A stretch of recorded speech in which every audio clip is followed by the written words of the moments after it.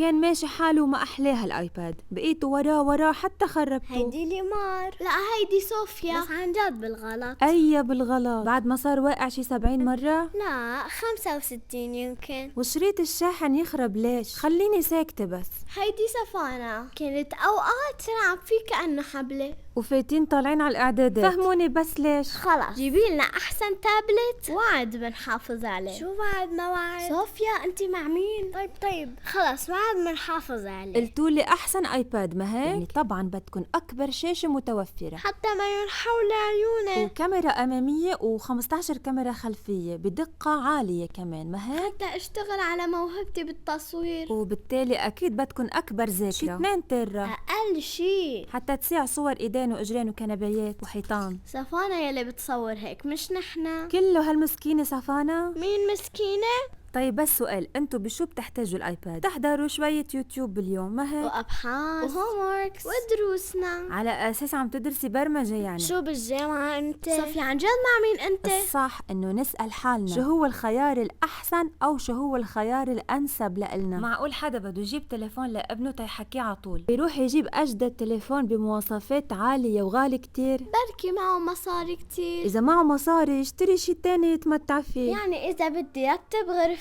أحسن حل هو رتبها 100%، وأنسب حل رتبها بسرعة حتى أكسب وقت. بأمور الحياة لازم على طول أسأل حالي شو هو الخيار الأنسب مش الأحسن، بس بأمور الآخرة ورضا ربك ورضا أمك بتختاري الخيار الأحسن، ورضا أختك. يعني إذا أمك طلبت منك ترتبي تختاري أحسن شي. طب الخلاصة شو حتجيبي؟ رح جيب آيباد بسيط بذاكرة مقبولة. والكفر؟ لا إلا الكفر بدي ضل فتش تلاقي أحسن كفر على وجه الكرة الأرضية.